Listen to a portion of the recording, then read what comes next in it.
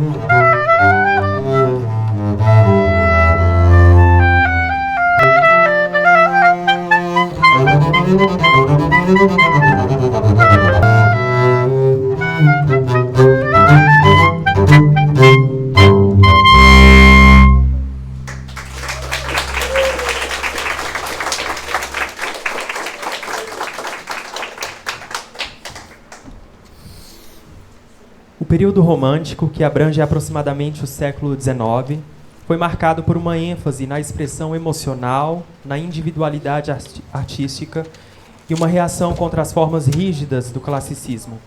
Compositores como Beethoven, Chopin e Wagner contribuíram para esse movimento, explorando temas mais emotivos e subjetivos em suas composições. A música romântica frequentemente apresentava melodias expressivas, harmonias ricas e contrastes drásticos. Formas mais flexíveis, como a balada e o poema sinfônico, ganharam popularidade. A orquestra foi expandida para incluir uma variedade de instrumentos, permitindo uma gama mais ampla de cores e texturas. O romantismo musical refletia o espírito da época, celebrando a imaginação, o individualismo e a conexão emocional com a arte. Um prelúdio e 2 gavotte, 8 peças para violino e violoncelo de Reinhold Glier. São uma coleção de obras de câmara para essa combinação de instrumentos. O primeiro movimento, um prelúdio, geralmente sugere uma abertura, introduzindo temas e atmosferas que serão explorados ao longo da peça. O segundo movimento, 2 gavotte, é uma dança de origem francesa que se destaca por seu caráter animado e ritmo marcante. Glier foi um compositor russo do final do período romântico e início do século XX. Ele é conhecido por suas composições sinfônicas e de câmara. Suas obras muitas vezes refletem uma fusão de influências românticas e elementos da tradição musical russa.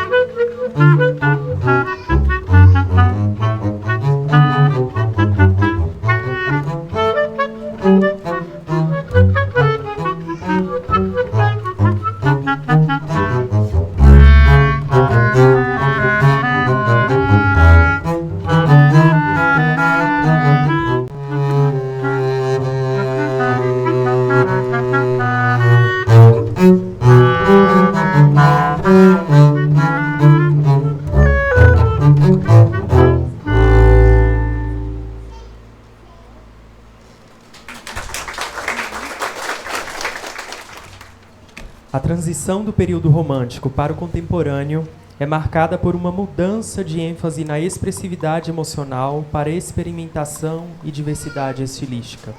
O século XX viu uma multiplicidade de abordagens musicais, desde o expressionismo até o minimalismo e a diversidade do mundo em mudança ao seu redor. Contemporâneo é um período caracterizado por uma diversidade extraordinária de estilos, de influências e de técnicas, refletindo as mudanças sociais, culturais e tecnológicas significativas que ocorreram ao longo desse período. Um prelúdio e 3 scherzando, suíte para o contrabaixo e clarone, de Anderson Alves. Nessa obra, Anderson Alves resgata vários elementos dos estilos tocados anteriormente, como a estrutura formal nos prelúdios, cadências harmônicas com resoluções e acrescenta modulações para tons afastados, exploração do registro dos instrumentos, compassos compostos como quinário e sepnário e linguagens jazzísticas.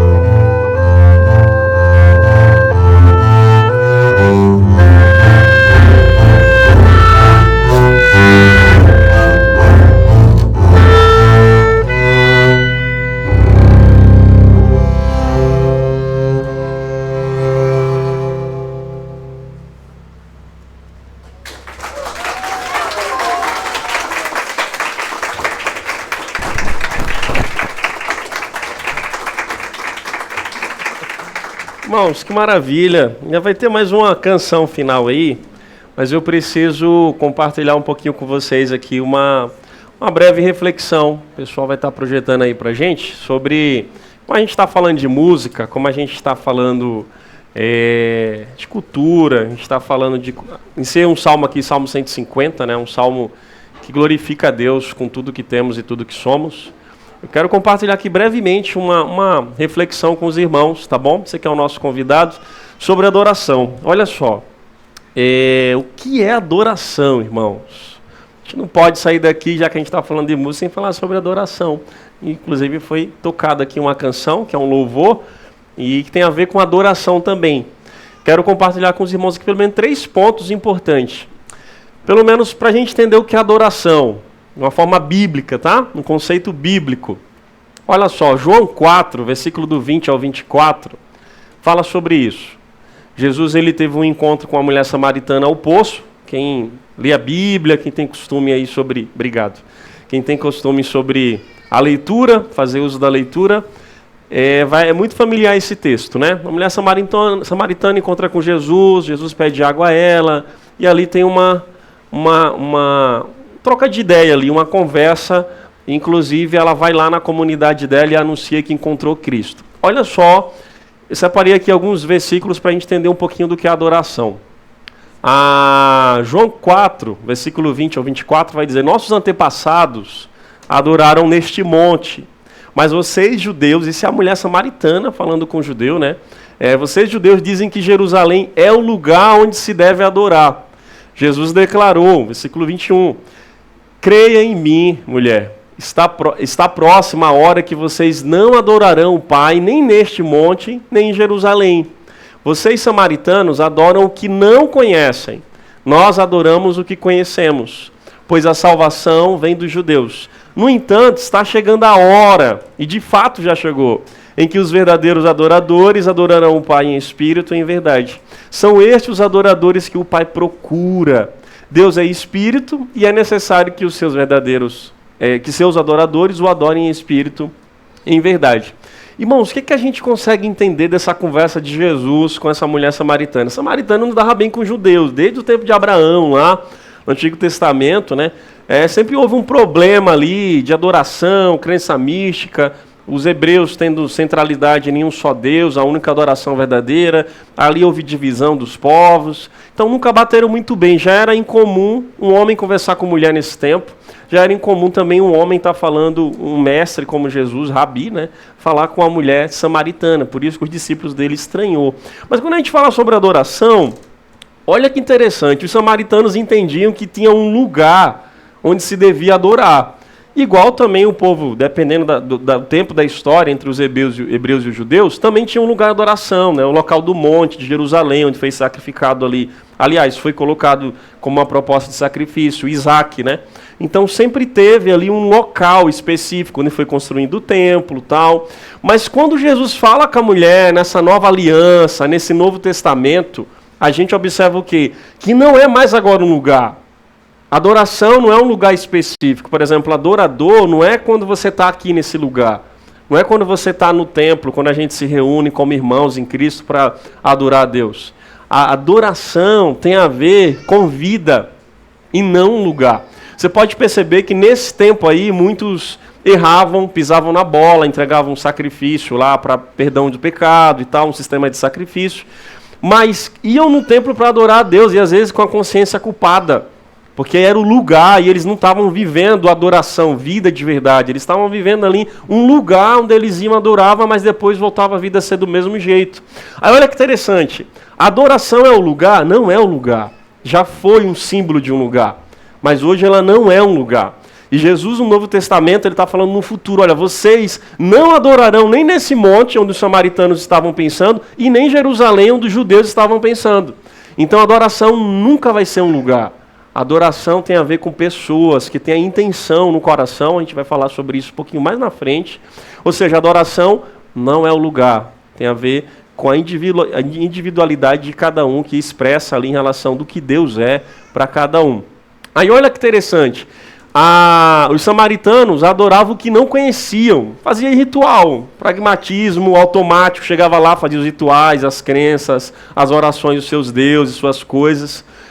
Mas nós, aí Jesus está falando assim, olha, mas nós adoramos o que nós conhecemos. O Pai está à procura de pessoas que são verdadeiros adoradores e que o adorarão, que ele fala no sentido da igreja. A igreja ela vai saber o que é adoração. Quando surgir esse movimento, a igreja, que surge a partir de Atos 2, né, ali na descida ali de Pentecostes, com o Espírito Santo, a igreja de Jerusalém é a primeira igreja que surge, a primeira comunidade.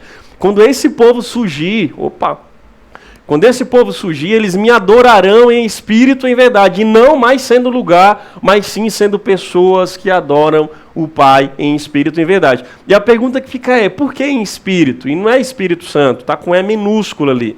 Adorarão o Pai em espírito e em verdade, porque espírito, toda vez que a Bíblia fala espírito, lá no grego, no Novo Testamento, tem a ver com a intencionalidade do ser, daquilo que está dentro, daquilo que você expressa, daquilo que tem valor dentro de você, tem a ver com o que está guardado no coração, na intenção humana. Então os pais estão à procura de verdadeiros adoradores que adorarão o Pai com a maior intensidade de vida, ou seja, um ser em movimento, que adora o Pai, e que adora o Pai em verdade. Então, e não é mentira, não é um lugar, não é só um ritual e volta para casa e volta a ser uma pessoa que anda totalmente desvirtuado na vida, totalmente desconcertado na vida. Então, Jesus ele fala, ele explica do que é adoração. Adoração tem a ver com adoração em espírito e em verdade. O Pai procura essas pessoas que adoram em espírito e em verdade. E por que a relevância disso, irmãos? Porque Deus é espírito. Jesus explica ali no finalzinho do 24, né, a última parte do versículo 24. Por ele ser espírito, é necessário que os seus adoradores, né, aqui como único Deus, seus adoradores o adorem em espírito e em verdade. Mais uma vez a expressão em espírito e em verdade. Então, adoração não é um lugar, não é um ritual que você faz. Adoração não é uma oração que você faz automática. A oração não é uma cartilha que você segue. Adoração não tem nada a ver com alguma coisa que você lê, ou que você canta, ou toca o instrumento, de uma maneira, se não for em espírito ou em verdade. Se não tiver intenção em relação ao que está fazendo, a dedicação daquilo ao Criador, né? Então, adoração não é um lugar, mas sim pessoas que veneram ou que têm a devoção ao seu Deus. Tranquilo? Joinha? Legal? Vamos caminhar aqui. Olha só, irmão, existe uma dificuldade de entender sobre adoração e louvor. O pessoal acha que tudo é a mesma coisa. Eu queria trazer isso aqui para a gente poder entender, já que está falando de música e no contexto cristão, né? Então, adoração é diferente de louvor? Sim, tem a ver, mas são coisas diferentes, são conceitos diferentes. Primeira coisa, entender a adoração. Irmãos, adoração tem a ver com caráter. Por isso que deixa de ser um lugar para ser uma vida em movimento adorando a Deus. Por isso que não é um lugar.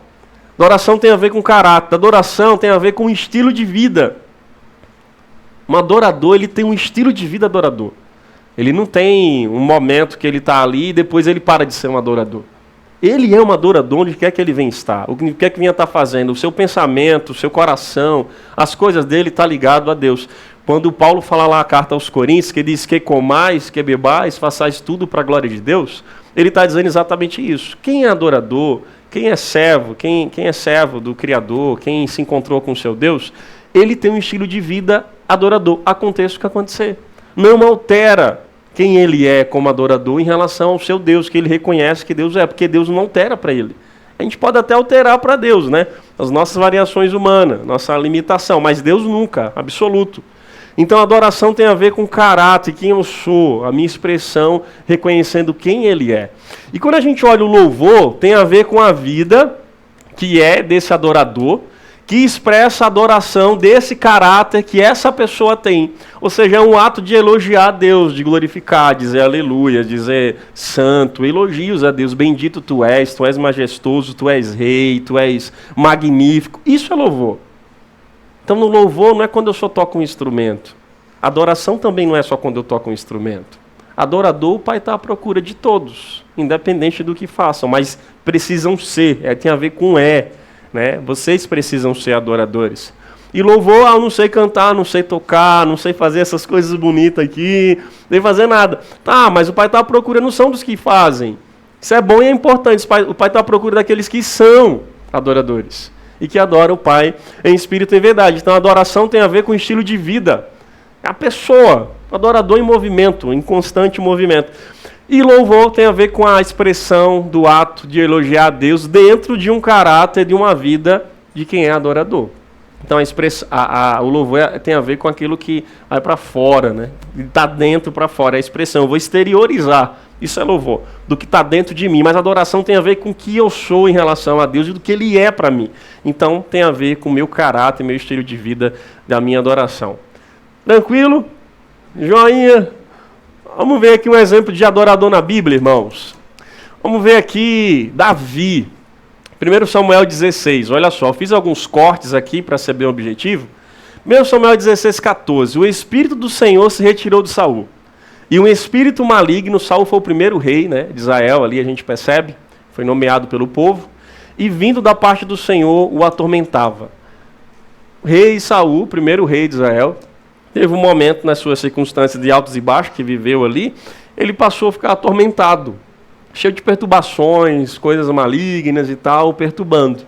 Aí em 1 Samuel 16, 17 ao 18, entre o texto, né, depois você pode ler se você tiver curiosidade, diz assim, Saul respondeu aos que o serviam, encontre alguém que toque bem e o tragam até aqui. O rei deu uma ordem ali aos seus servos, e encontra uma pessoa. Aí quando chega no 18, nesse mesmo capítulo, diz assim, um dos funcionários respondeu, eu conheço um dos filhos de Jessé, de Belém, né, cidade sua, que sabe tocar harpa.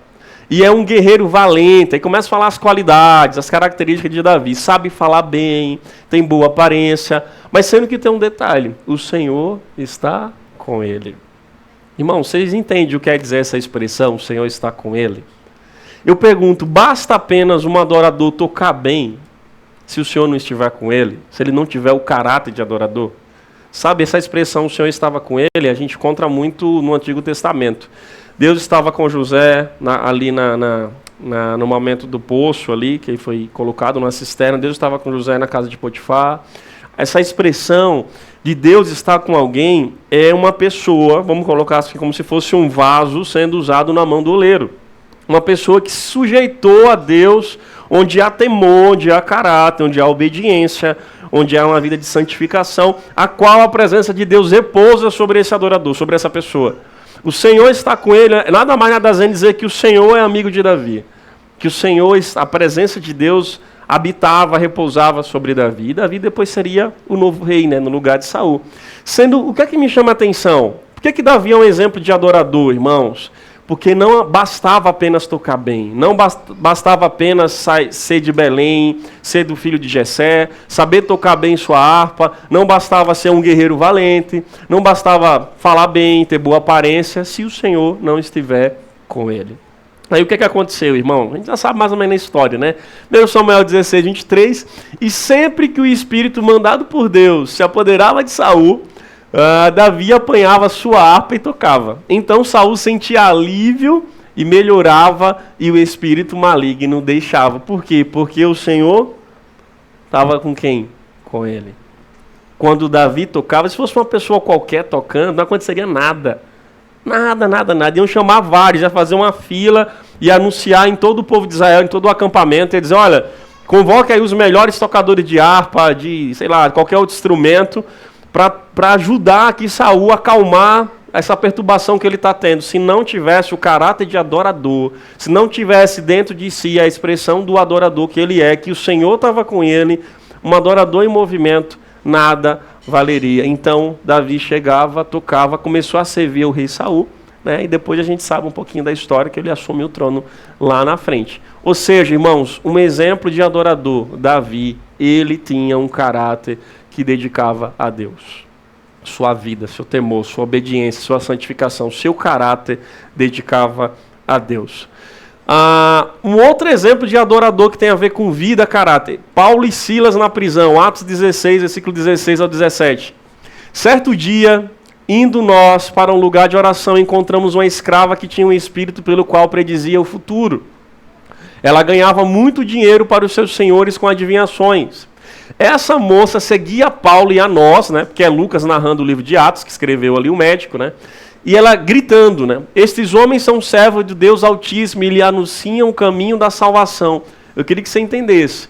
Paulo e Silas foi lá no momento, num lugar de oração, E quando ele chega lá, ele encontra uma moça, uma jovem, que tem espírito de adivinhações, que pessoas lucravam com aquilo que ela revelava dentro da comunidade. E essa moça que tem um espírito de adivinhação, ou seja, um espírito maligno, né, ela tem um espírito maligno de adivinhação, ganhava ali naquele sentido comercial.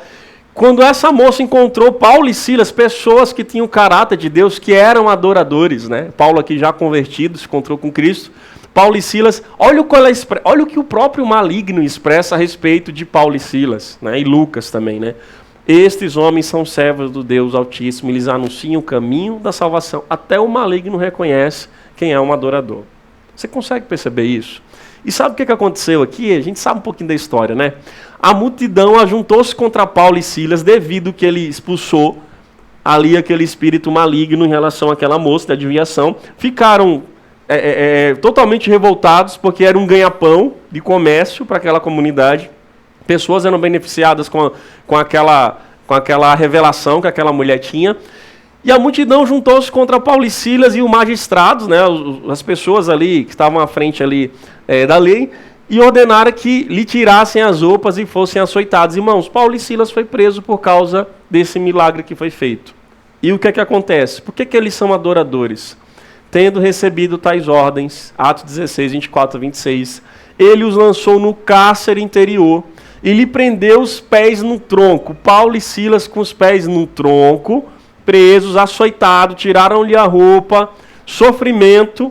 Por volta da meia-noite, versículo 25, Paulo e Silas estavam orando e cantando hinos a Deus, e os outros presos os ouviam.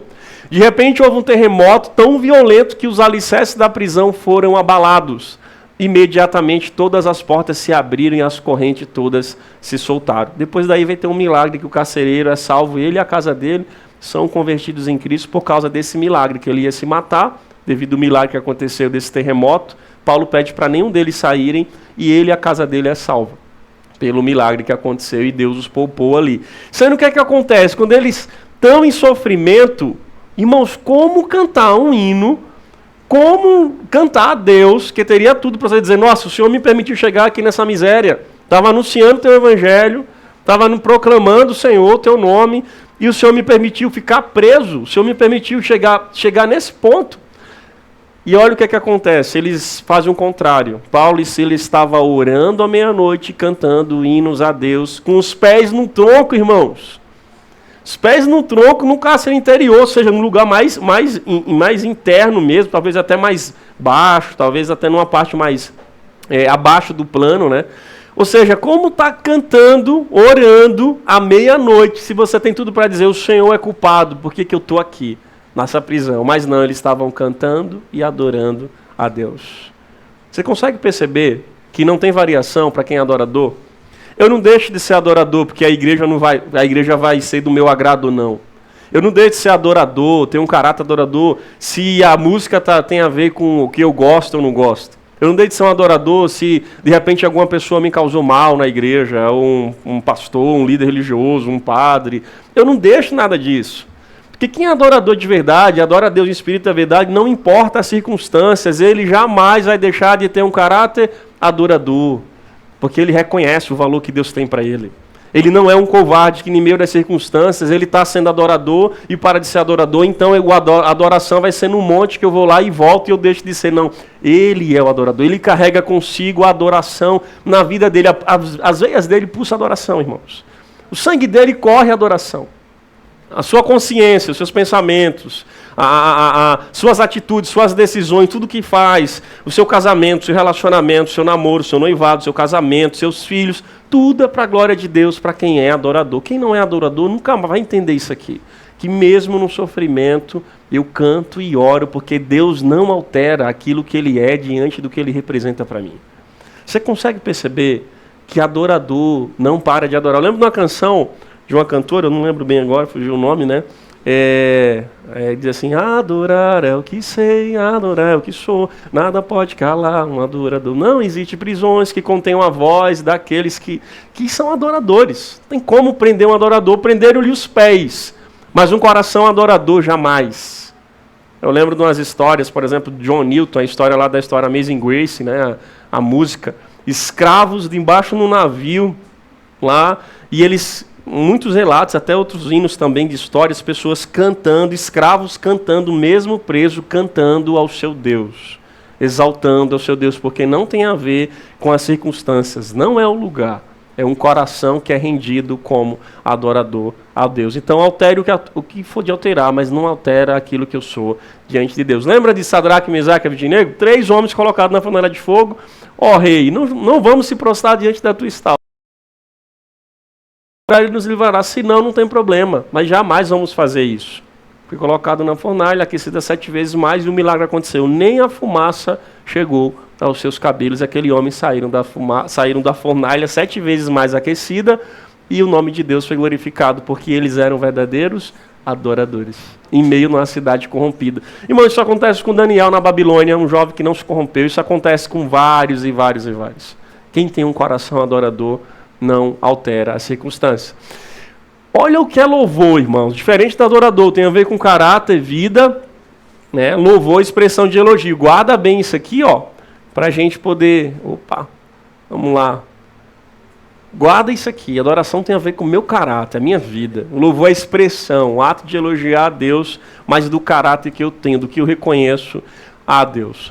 Olha que legal esse Salmo 145. Olha o que é louvor. Isso é louvor.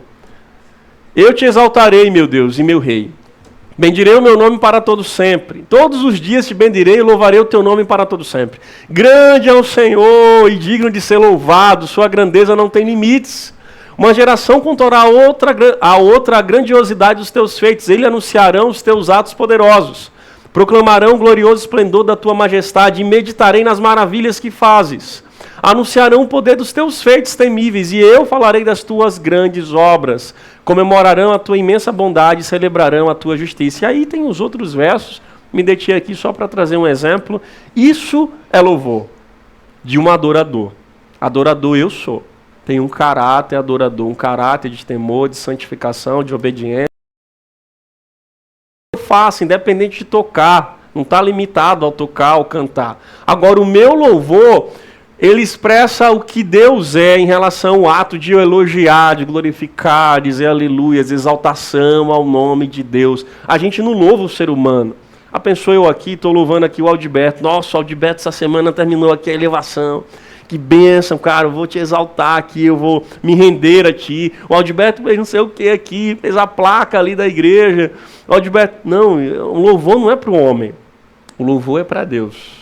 O louvor é do coração que se rende, se entrega a Deus. Então, por isso que tem elogio. Você consegue perceber? Eu exalto todos os dias, eu bendigo o teu nome. Grande é o Senhor. A geração te encontrará, dirá grandiosidade, proclamarão. Isso, anunciarão, comemorarão. Isso é louvor, irmãos. Isso é louvor. A gente aprende com o salmista aqui. Isso é louvor. Mas adoração tem a ver com aquilo que eu sou, que você é. Pastor... será que Deus aceita qualquer coisa? De repente tu é um bom músico, mas não é adorador. E de repente você vai dizer, não, mas eu toco a Deus com o meu instrumento e tal. Será que tem vida, caráter adorador? Vamos ver aqui um negócio bacana. Gênesis capítulo 4, do versículo 2 ao 4. Eu vou falar aqui em meu nordestino, né? Vou incorporar o nordestês, que é a minha vida natural. Menina Eva teve relação com Adão, o texto diz lá. Coabitou, né? Algumas traduções vão dizer, mas coabitou, teve relação, e nasceu o menino Abel, o menino Caim. E olha que interessante. Versículo 2. Voltou a dar à luz, desta vez nasce Abel, irmão dele. Abel tornou-se pastor de ovelhas e Caim um agricultor. Versículo 3 e 4 do capítulo 4. Passado algum tempo, Caim trouxe o fruto da terra, uma oferta ao Senhor, e Abel, por sua vez, trouxe as partes gordas das primeiras crias do seu rebanho. O Senhor aceitou com agrado menino Abel e também a sua oferta. Você consegue perceber quem é adorador? Olha só, quem é adorador, irmãos, por que o Senhor aceitou com agrado primeiro quem? A pessoa. O adorador, o caráter. Primeiro aceitou Abel. E depois aceitou a sua oferta. Ou seja, ambos trouxeram alguma coisa. Caim trouxe... olha que interessante o texto lá, né? Escrito por Moisés. O texto fala que Caim trouxe o fruto da terra, uma oferta ao Senhor. Tipo algo comum, algo qualquer. não teve um caráter de entender quem Deus é e dar primícias, né? Aí quando a gente olha Abel, por sua vez, o texto está querendo explicar mais coisas para a gente, né? Aí o autor, ele trouxe as partes gordas das primeiras partes gordas, já é algo que tem muito valor. Porque ambos têm a parte da agricultura, né? Aliás, um agricultura e o outro cuida de ovelha. Então ele trouxe a parte gorda das primeiras crias. Isso já é um ponto maravilhoso. E as primeiras crias já é outra coisa maravilhosa, porque ele não está pensando nele. Ele está pensando naquilo que ele vai oferecer a Deus. Ele está pensando na primeira parte que ele tem que dedicar ao Senhor. Do seu rebanho, daquilo que lhe pertence. Ou seja, enquanto Caim não teve muita intenção de dedicar a Deus aquilo que ele tem, né? Que Deus o abençoou, Abel ele tem intenção de entregar a parte melhor da primeira parte do seu rebanho. E o Senhor aceitou com agrado menino Abel. Por que ele aceita com agrado o menino Abel? Porque Abel tinha caráter. Por que o texto não diz assim, olha, ele aceitou primeiro a oferta de Abel? Não, primeiro Deus aceita o adorador. Porque adorador sem oferta de adorador vai se tornar uma oferta qualquer. É por isso que na Bíblia a gente vai ver se alguém tiver alguma coisa para contribuir e tem algum problema com seu irmão que não perdoou, Deus não aceita. Não deixa o sol se pôr debaixo da sua ira, vai lá e perdoa teu irmão. Deus não aceita nada. Ou seja, irmãos, se eu acho que eu faço alguma coisa, mas se eu não tenho caráter de adorador, eu posso estar sendo igual Caim. Caim foi amaldiçoado, carregou um castigo aí eterno.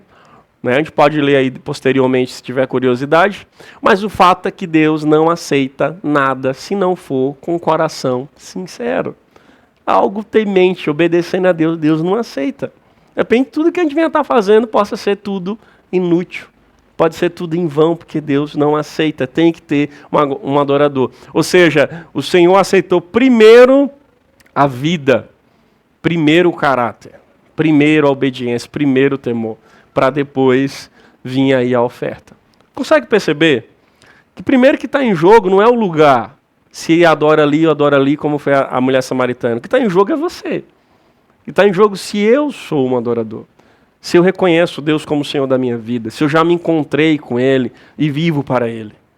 Interessante que Salomão, um dos homens mais sábios que existiu, reconhecido pela história, por outras nações, outras religiões e tudo mais, ele fala que a máxima no livro de Eclesiastes, ele termina todo o capítulo dizendo que tudo é vaidade.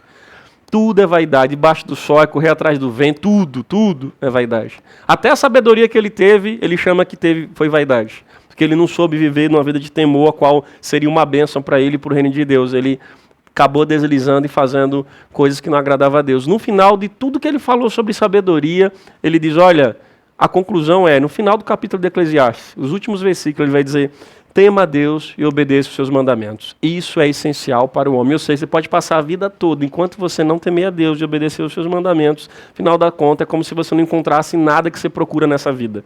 Porque, em tese, o ser humano passa a vida toda procurando entender quem é o seu Criador. No final das contas, se resume nisso. Enquanto não encontrarmos com o coração rendido, Senhor, ajoelhado, Tu és o Deus da minha vida, encontrarmos com Ele com esse entendimento de fé, a gente vai passar a vida toda tentando procurar aquilo que jamais encontramos, que nós mais encontraremos, se não for Ele.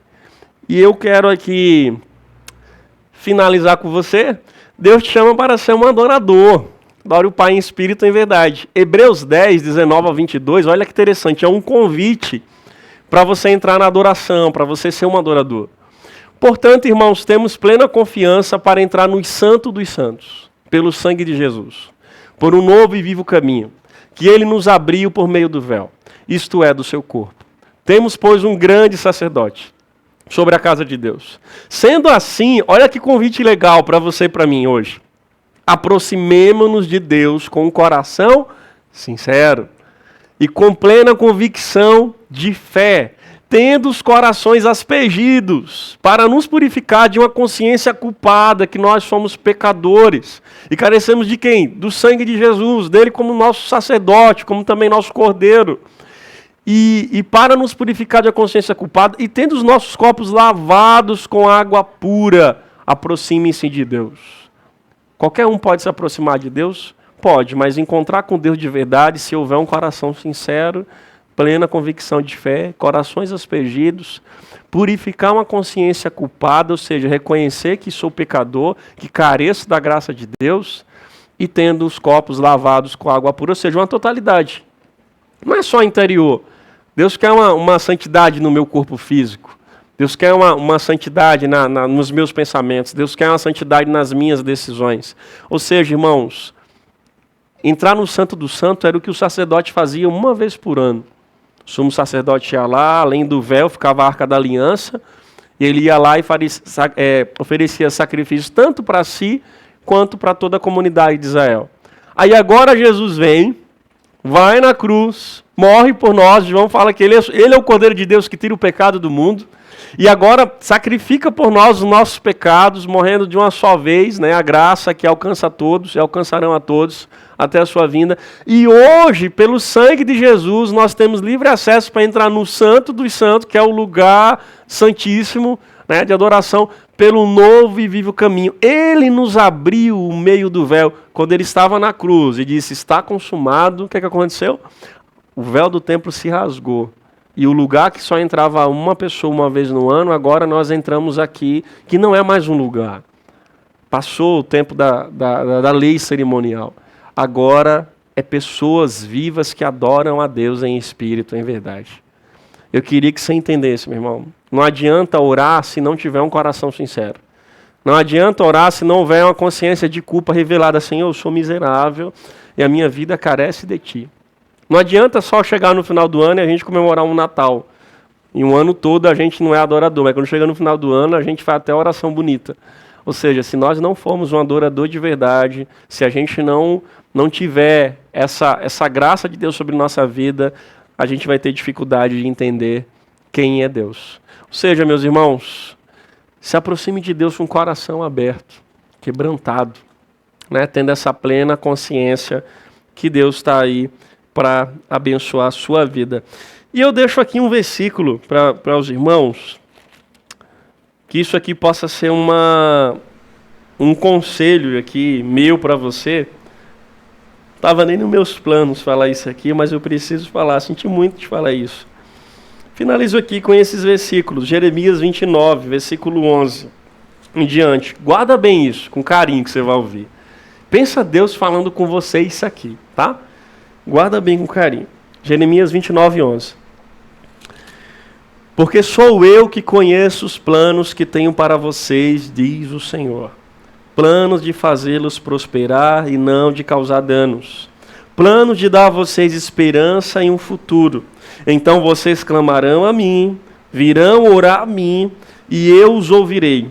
Vocês me procurarão e me acharão quando me procurarem de todo o coração. Eu me deixarei ser encontrado por vocês, declara o Senhor. O que é que o Senhor tem para a sua vida? Planos, irmãos. Você já procurou saber qual é o plano do Senhor para a sua vida? Será que a vida que você vive hoje é a vida que Deus tem para você? Será que você faz hoje é o que Deus tem para a sua vida?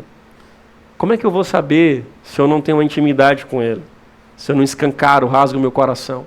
Como é que eu vou saber que parece que eu sou o Senhor e Ele é o que me serve? Onde eu sou o servo e eu atendo o que o Senhor diz. Você consegue perceber que Deus tem coisas maravilhosas para nós, mas Ele está à procura de pessoas que rendam o coração. Diga: Senhor, o ato de se abaixar, declinar, né? O ato de ajoelhar, irmãos, eu até fazer um exemplo aqui, é um ato de você dizer: Senhor, Tu és o Deus da minha vida. A gente abaixa a cabeça. É um ato de você dizer: Tu és o Deus que está sobre a minha vida está em Tuas mãos. É um ato de você, toda a glória que você poderia ter, você está rendendo ao Deus da sua vida. Então, enquanto não acontecer isso, é difícil a gente fazer alguma coisa a qual Deus reconheça. Porque de repente a nossa oferta é igual a de Caim. Mas a gente pode ter uma oferta melhor, pode ter um louvor melhor, pode ter uma declaração maior se você for um verdadeiro adorador. Deus pode se agradar igual foi de Abel. Como eu me agradei de fulano, cicrano, tá? E depois eu aceitei a sua oferta. Mas o que Deus mais quer de nós é um adorador que adore a Ele por excelência, verdade, em espírito, com a intenção de coração. Amém, irmãos? Amém. Vamos ficar em pé? Vamos finalizar? Pessoal, tem uma canção aí, é isso? Já que a gente falou de adoração, já que a gente falou de louvor, Olha que interessante, né? O salmista, ele, por exemplo, isso aqui, mão levantada, é uma expressão de louvor, por exemplo. Expressão de caráter, aí é diário, né? Expressão de adorador, aí é diário. Por exemplo, quando você faz ali um gatinho na avenida, corta o cruzamento, faz coisa errada, tá com carro irregular, tal. Quem é esse adorador que está agindo de maneira errada? Será que Deus está vendo? Como as pessoas verão esse adorador? Será que está tendo adoração em espírito e verdade? Pastor, é muito difícil ser adorador. Nada, é um aprendizado. Você começa no decorrer do processo e Deus vai te aperfeiçoando para você ser um grande adorador. Meu desejo é que você seja como um Davi, em nome de Jesus, um Davi, um homem que quando tocava, acalmava as pessoas. Que você seja como, por exemplo, Paulo não deixou de ser quem ele era diante de Deus. Adorou a Deus à meia-noite, mesmo com os pés ali presos. E o meu desejo é que você seja ali como pessoas na Bíblia, como a gente encontra Abel, né, que ofereceu sua oferta e Deus agradou da oferta dele e principalmente da sua vida. Em nome de Jesus. Nós temos uma canção, né, que o Senhor possa te abençoar nessa canção final. E depois eu queria fazer uma oração com vocês, para a gente agradecer a Deus e para a gente poder, se de repente houver alguma pessoa que deseja escancarar esse coração de adorador, ou que de repente essa reflexão falou com a sua vida, a gente pode assim fazer uma oração em conjunto, tá bom? Então, louvemos a Deus, em nome de Jesus.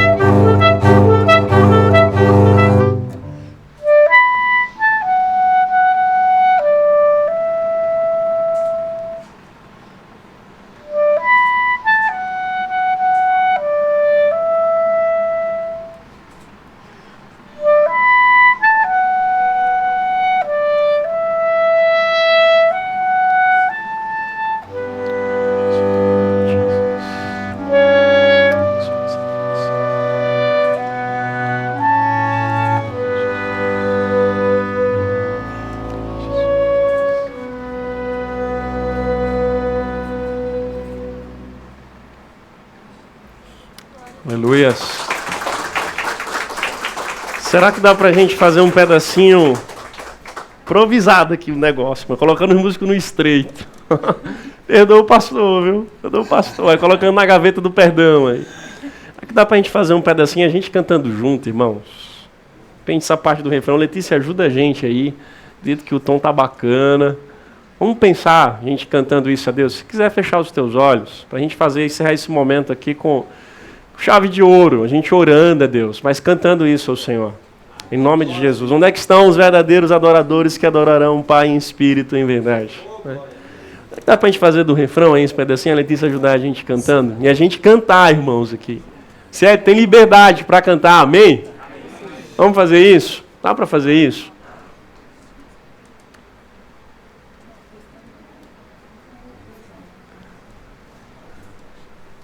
Vamos começar pelo playbook?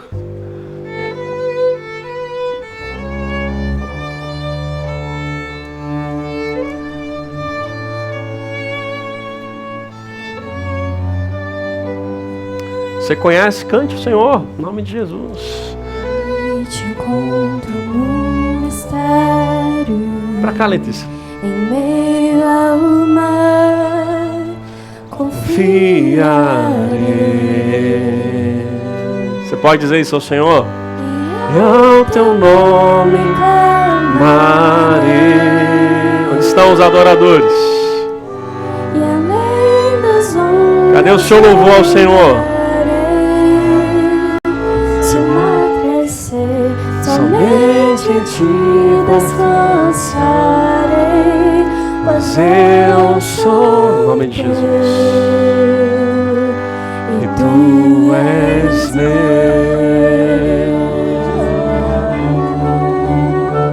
Glória a Deus. Glórias a ti, Senhor. Aleluia, a Deus.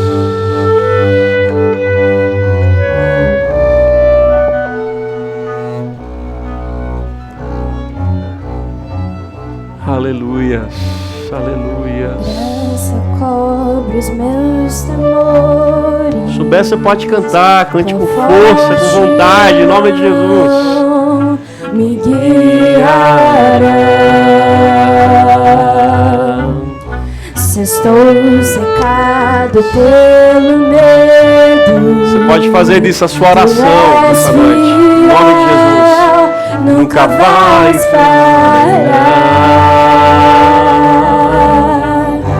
E ao teu nome clamarei. Em nome de Jesus. E além das ondas olharei. Se o mar crescer, somente em ti descansarei, pois eu sou teu. Em nome de Jesus, Senhor. E tu és meu.